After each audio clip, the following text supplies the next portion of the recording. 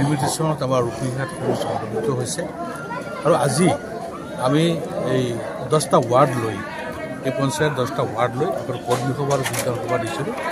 আজি প্ৰায় 1000ৰো অধিক ইয়াৰ গাঁও পঞ্চায়তৰ AIDF দলৰ প্ৰাক্তন সভাপতি, AIDF দলৰ আঞ্চলিক সদস্য, AIDFৰ মণ্ডলৰ সভাপতি, তেওঁলোকৰ যি বিষয়সকল আছিলে, তেওঁলোকৰ সমৰ্থক আছিলে, চবকে লৈ প্ৰায় 1000ৰো অধিক মানুহ আজি AIDF দল ত্যাগ কৰি ভাৰতীয় জাতীয় কংগ্ৰেছ দলত যোগদান কৰিছে।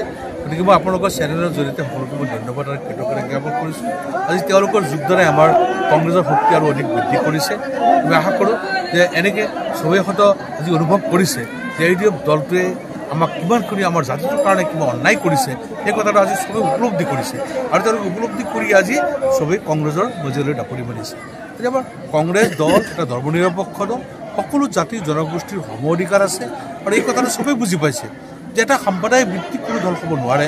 গতিকে আমি সকলোৱে যাতে সকলো শ্ৰেণীৰ নাগৰিকৰ সুবিধা য'ত হয় তাতে আমি থাকিব লাগিব আৰু সেয়ে আজি কংগ্ৰেছক চবেই সমৰ্থন কৰিছে। আজি নতুনকৈ নৱগঠিত ৰূপহীঘাট সমষ্টিৰ অন্তৰ্গত আমাৰ কান্দুলিমাৰী পাৰ্মানেণ্ট জিপি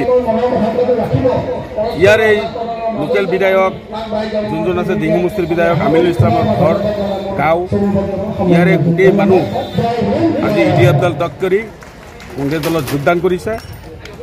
আজিৰ জনসভাই প্ৰমাণ কৰিছে যে এখেতৰ ওপৰত এই নিজৰ গাঁৱৰেই মানুহৰ আস্থা নাই।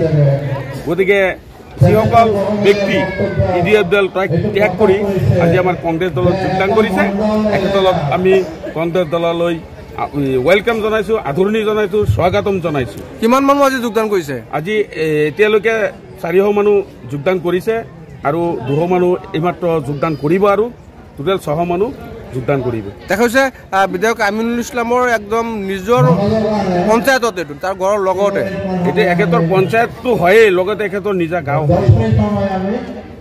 ব্যক্তিৰ গাঁৱতে আস্থা নাইকিয়া হৈ গৈছে।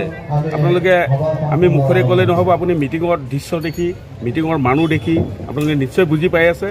গতিকে মানুহ এতিয়া AIDFৰ প্ৰতি আস্থা নাই, AIDFে গভৰ্ণমেণ্টো কৰিব নোৱাৰে।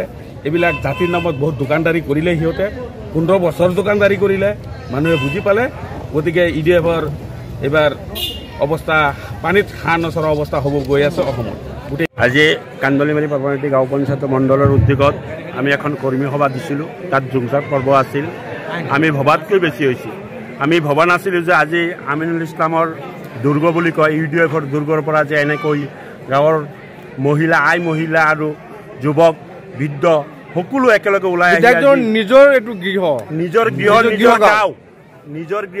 গাঁও বিশেষকৈ তেখেতৰ যিটো ৱাৰ্ড 7 নম্বৰ ৱাৰ্ড, আজি দেখা পাইছোঁ মই 7 নম্বৰ ৱাৰ্ডৰ পৰাই বেছিভাগ মহিলা আৰু পাব্লিক আহি আজি আমাৰ ভাৰতীয় জাতীয় কংগ্ৰেছ দলত জইন কৰিছে। গতিকে মই আশা ৰাখিম আৰু ভৱিষ্যতে আমি কৰ্মকৰ্তাসকলে কংগ্ৰেছৰ কাৰণে আৰু কাম কৰিম আৰু আমি কংগ্ৰেছক শক্তিশালী কৰিম।